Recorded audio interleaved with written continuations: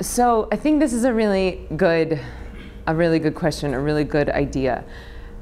How do we stay confident and positive in the face of other people's result-oriented thinking, other people's negating thoughts, other people's expectations of where we should be and what we should have achieved by now in our career? How long have you been in New York? Oh, 4 years and nothing's happened yet. Oh, is that hard? Why aren't you on Broadway yet? You'd be so good on Broadway. Like, oh God, that Law and Order. You know, it's too bad you didn't get on Law and Order. When do you think you're gonna get on a TV show? Wouldn't you like to be on a TV show? You're like, yes. Why don't you just call the TV land and just have them hire me? It's like, people, I mean, obviously we can't know anyone else's path and they can't know ours, right? We're all on an individual path. So how do we stay confident? How do we stay sane? How do we stay joyous and creative amidst other people's expectation and result-oriented thinking, okay?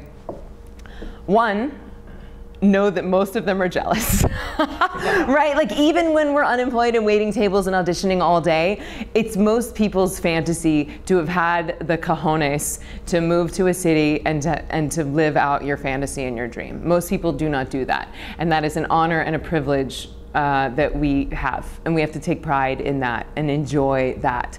And know that win, lose, or fail or draw or whatever that means doesn't actually mean anything, right? Because what does winning even mean? I have plenty of friends who are series regulars on TV shows and literally they sit across from me at lunch or tea or whatever and they're like, this can't be all there is. There's got to be more than this. This is not fun for me. And it's like, whoa, they got the prize. They're there. They're getting the big fat paychecks and they have their faces up on the posters and they're not happy. One of my teachers hung out with Colin Firth the night that he won that Academy Award and held it in his hand. And he just said that he had this look of longing and like, he was like, well, what's next? Right? Because even then, even when we reach the penultimate pinnacle, there's still more, right? All we've done is proven to ourselves, well, I can climb a mountain, so now there's more to climb. Okay, so here's what we got to do. We have to reverse the paradigm. We have to stop creating and achieving with this illusion that happiness is going to be on the other side of this job, that happiness is going to be on the other side of a Broadway show or a Tony Award or a series regular or an $80,000 a week paycheck. I mean, yeah, so things would all be great. Don't get me wrong. And we got to go after them. If our inspiration, if our little voice inside of us is saying that's what we want, then we have to take action. That's nature giving us a cue. That is nature trying to use us as vehicles for creative and progressive change. Here's the good news. It doesn't matter what happens on the way. If you are taking inspired action every day towards that, it doesn't matter where you end up. So maybe you don't get a series regular in New York, but maybe you end up shooting a film in Barcelona. Or maybe you don't get a Broadway show, but you end up writing and directing and starring in an off-Broadway musical, right? You're creating for the sake of creating. And here's the trick, okay? If we can start creating for the sake and for the gift of creation itself, that's when everything changes. That's when the doors start opening. That's when the phone starts ringing. That's when you start booking the jobs, because you will have taken the pressure off of yourself and you will have taken this illusion that the happiness lies on the other side of some prize away from you, because that's the thing that's going to allow you to show up as all of you in the audition room and all of you when you're on stage and all of you when you're on set and the director's giving you adjustments. Because here's the news, guys. Happiness doesn't ever exist in any other time other than right now. And if we don't have the ability to access it right now, and right now, and right now, and right now, we will never have the ability to access it.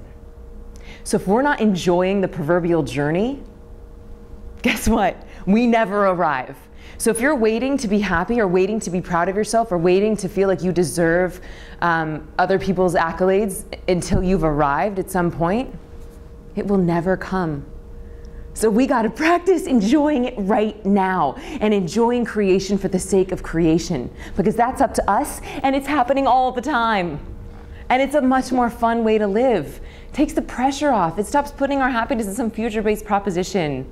And it's good for all reasons, because then nature can use us, creativity can use us, and it takes the pressure off, right? And then people who judge us or think that they have some idea of how it should have gone by now, we just trust that there's something better in store. There's something better on the way. And it doesn't mean be lazy. It doesn't mean don't take action. Absolutely, we take action. And we show up so that so inspiration and creativity can use us. It's more fun. I'm not going to side laugh. I can't help it. I can't help it. Yeah, all right, that's it.